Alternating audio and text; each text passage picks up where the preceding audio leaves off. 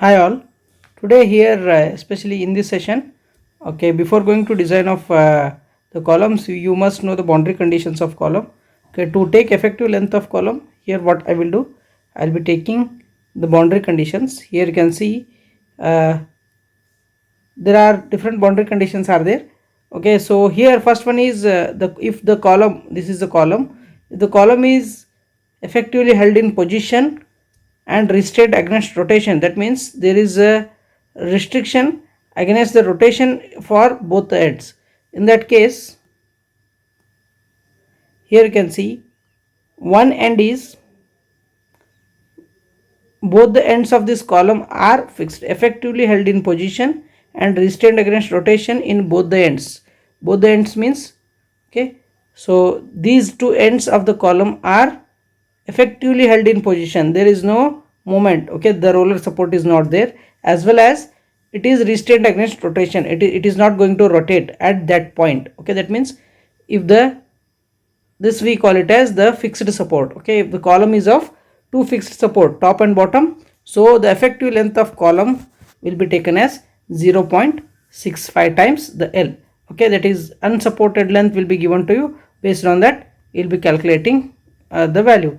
Okay, if the column one end is fixed, other is hinged, here you can see effectively held in position at both the ends and restrained against rotation at one end. Only restrained against rotation at this end is there.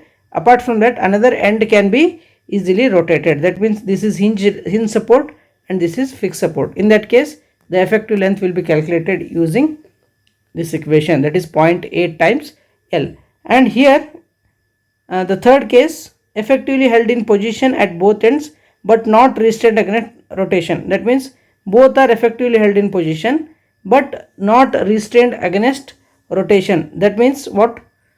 Here both the ends are hinges. Here also hinge is there and here also hinge is there. That is, both end of the columns are hinged. In that case, the effective length will be calculated using this one, that is 1 times the L.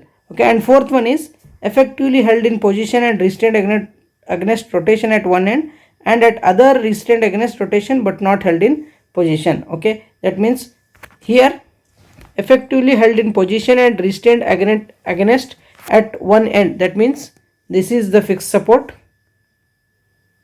and at other restrained against rotation but not held in position. It is not able to rotate but it is in the position. Okay, that means only the rotation is restricted here. Okay, whereas movement is allowed.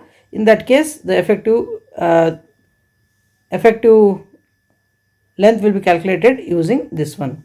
And next one, the fourth case, effectively held in position and restrained against rotation in one end and other end is partially restrained against rotation but not in the position. Okay, so this case is quite different. Okay, these cases you may not get. Okay, and these are the very normal cases, that means which will not get in many of the structural columns.